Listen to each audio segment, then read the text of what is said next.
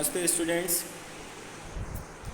this is JVN Brijesh Kumar Yadav, Faculty of Education and Methodology, Jyoti Vidyapeeth, Women's University, Jaipur. I welcome to all of you in my digital class.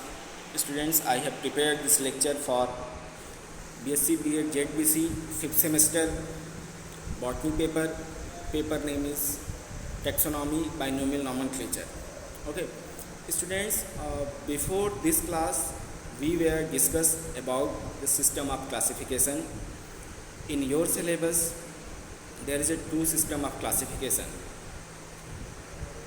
One is Bentham and Hooker system of classification. Second is Cornquist system of classification. Basically there are three different types of classification of plants. Okay, first one is natural, second is artificial, third is phylogenetic. In artificial, that was the primitive system of classification which was done by Linnaeus. After that, artificial system of classification came into the existence, which was based on the few characteristic features of flower, mainly stamens and flower parts. Okay, which was proposed by Bentham and Hooker. Apart from Bentham and Hooker, other scientists are also there, but this is most accepted, widely accepted system of plants classification. And on last turn we had seen the merits and demerits, introduction and schematic diagram, flow chart of Bentham and Hooker system of classification. Students, today we are going to study third one, that is phylogenetic system of classification.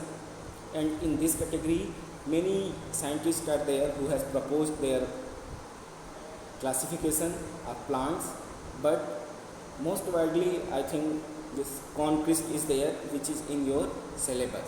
So on paying attention to the Cornquist system of classification, we are going to study phylogenetic system of classification. Okay, so this is the latest system of classification of life, that is plants. Okay, phylogeny is a term which studies the evolutionary relationship of group of plants, animals or organisms. That's why this is the latest system of classification of life. Even bacteria also classified on the basis of phylogeny. Okay, this is done in very micro scale, that is cellular level, molecular level. This classification is based on the molecular level, that is DNA, RNA, protein, nucleotide, genes, amino acid sequence, nucleotide sequence. So this is the most accepted and latest version of classification of plants. The basic concept for the phylogenetic system of classification is based on the Darwin's Origin of Species, that was published in 1859. Students, I will recommend you that Origin of Species is one of the epic book in the field of biology. Okay, so it is considered as a Ramayana of biology, and the author is Charles Darwin. In evolution class you might have studied. Okay, so don't ignore, because I may ask such type of questions in your examination. First introduced by Wilhelm Eckler in 1883. Okay, for the first time this system of classification was proposed by this scientist.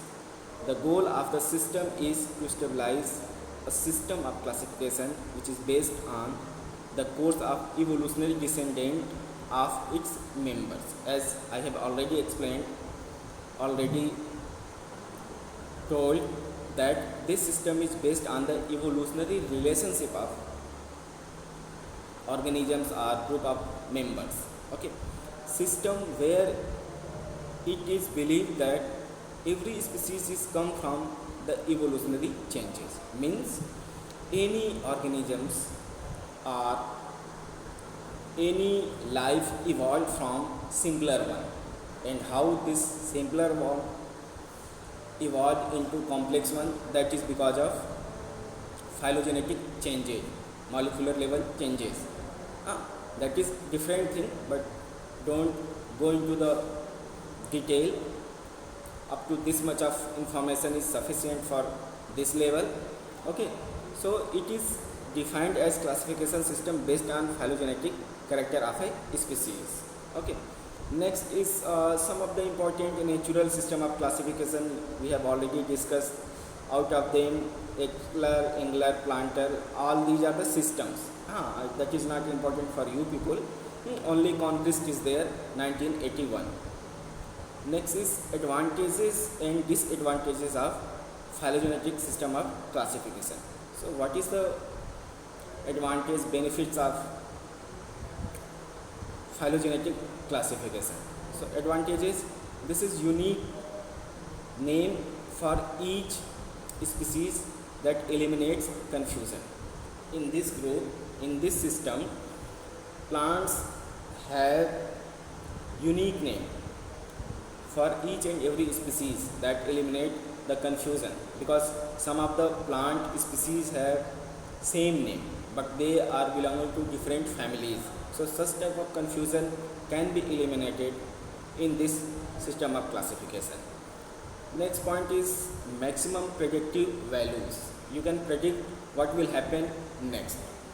Maximum detailed scientific study means this gives more detail about scientific knowledge, scientific value of the plants. Next is contain maximum information about a species. But along with these advantages, it has also some of the drawback as other system of classification had. So these are the disadvantages. This is most complex than others. Means really I can tell you this Conquest system of classification is more complex than Bentham and Hooker's classification, and that's why whole world, herbarium, botanical garden follow that pattern, that system of classification, and you will find all the plants of a herbarium or botanical gardens are arranged according to Bentham and Hooker system of classification. Okay, need long time and research for this phylogenetic system of classification. Okay, because this system is based on molecular study, so it needs more time, more information, more resources to conclude the hypothesis, to draw the principle, then come to the conclusion. So it needs more a long time and research. Physical appearance are neglected. Means this is not based on the morphology. This is on the basis of molecular structure, molecular level, cell level. Physically same species can be in different groups. Again, since this is based on molecular level, so morphologically plants are similar, but molecular level saying that they are distinct plants. That's why they grouped into different class, different categories.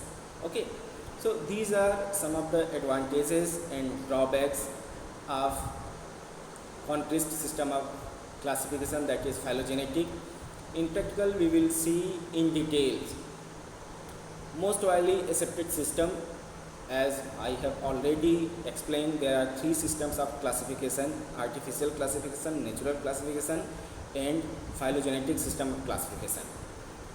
Natural is most important, that is proposed by Bentham and Hooker.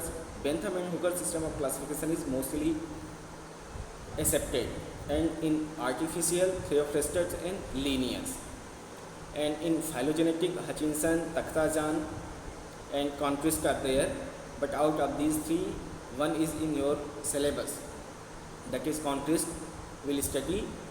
But still I will recommend you that in competitive exam they used to ask which of the following scientist is belonging to artificial classification or natural classification or phylogenetic classification. So study precisely all those scientists name along with their system of classification, so there won't be any confusion among them. Okay, so students, today we are finishing over here. On next turn we will meet with new topic. Thank you.